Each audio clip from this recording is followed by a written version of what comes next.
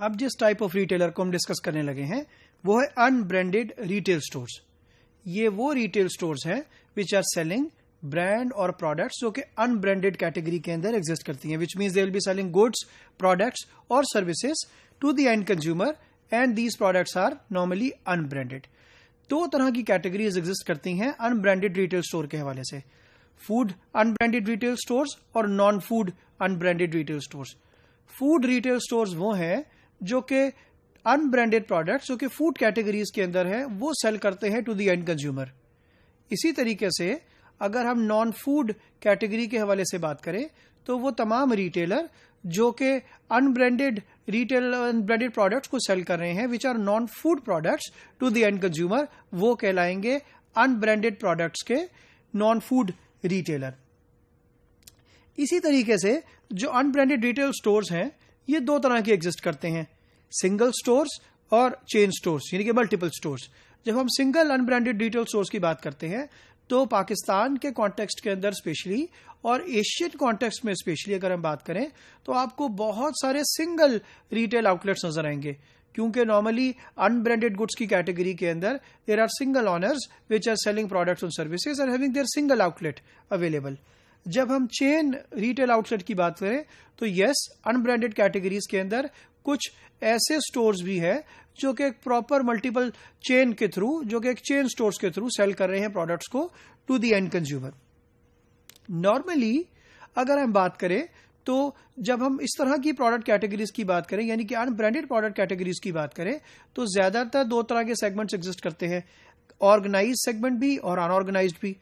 लेकिन पाकिस्तान के कॉन्टेक्स्ट के अंदर ज्यादातर अगर हम अनब्रांडेड सेगमेंट की बात करें, अनब्रांडेड गुड्स की बात करें, अनब्रांडेड रिटेलर्स की बात करें तो ये ज्यादातर अनऑर्गेनाइज्ड तरीके से ऑपरेट करें। हमारे पास ऐसी बहुत सारी एग्जांपल्स मौजूद है जो अभी हम 1 मिनट के अंदर आपके साथ डिस्कस करते हैं, जो कि आपको हेल्प करेगी समझने में कि एक्चुअली अनब्रांडेड गुड्स कैटेगरी कौन सी कैटेगरीज है हमारे पास है और कौन से ऐसे रिटेलर हैं जो कि अनऑर्गेनाइज्ड तरीके से काम कर रहे हैं। Although there are some retailers जो कि ऑर्गेनाइज तरीके से भी काम कर रहे हैं, ज्यादातर वो तमाम रिटेलर्स जो कि इस प्रोडक्ट पर्टिकुलर कैटेगरी के अंदर काम कर रहे हैं जो कि चेन स्टोर्स के अंदर है, नॉर्मली दे आर ऑर्गेनाइज्ड, और जो सिंगल स्टोर्स के अंदर काम कर रहे हैं वो अनऑर्गेनाइज तरीके से काम कर रहे हैं। ज्यादातर ये ऑब्जर्व किया गया है कि जो अनब्रांडेड रिटेल स्टोर्स हैं वो लोकली एग्जिस्ट करते हैं एक पर्टिकुलर कंट्री के अंदर, बेशक वो पाकिस्तान की एग्जाम्पल हो या बेशक वो दुनिया के किसी और मुल्क की एग्जाम्पल हो। जब अनब्रांडेड प्रोडक्ट्स की सर्विसेज की बात आती है तो नॉर्मली वो उस पर्टिकुलर कंट्री के लोग, उस पर्टिकुलर कंपनी की ऑर्गेनाइजेशन, उस पर्टिकुलर कंट्री का रिटेलर ही होता है जो कि प्रोडक्ट्स और सर्विसेज को सेल कर रहा होता है टू द एंड कंज्यूमर।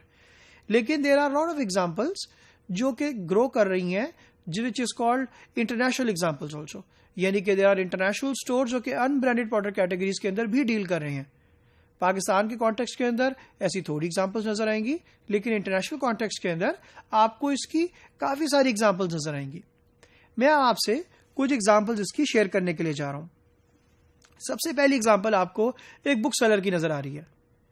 अब ये एक बुक सेलर जो है ये एक अनब्रांडेड प्रोडक्ट कैटेगरीज को सेल कर रहा है। जिस तरीके से हमने पहले डिस्कस किया कि नॉर्मली इस तरह की प्रोडक्ट कैटेगरीज जो है प्रॉपर ब्रांडेड तरीके से काम नहीं कर रहे हैं तो ये अनब्रांडेड है। दूसरी एग्जांपल हमारे पास नीचे आपको नजर आएगी एक कन्वीनियंस स्टोर की।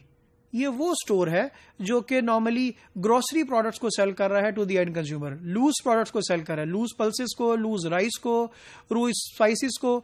तो इस तरह की तमाम प्रोडक्ट्स, बेशक वो शुगर है, बेशक वो राइस है, और it can be any other product जो कि सेल की जा रही है टू द एंड कंज्यूमर।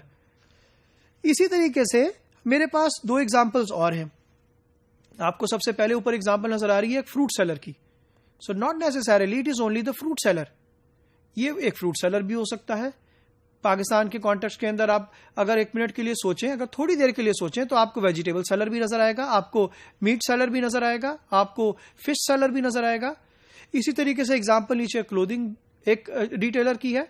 ये वो शख्स है जो कि, या ये वो ऑर्गेनाइजेशन है, या ये वो इदारा है जो कि एंड कंज्यूमर को प्रोडक्ट सेल कर रहा है, लेकिन ऑफ कोर्स अनब्रांडेड कैटेगरीज है, you can see on the example also.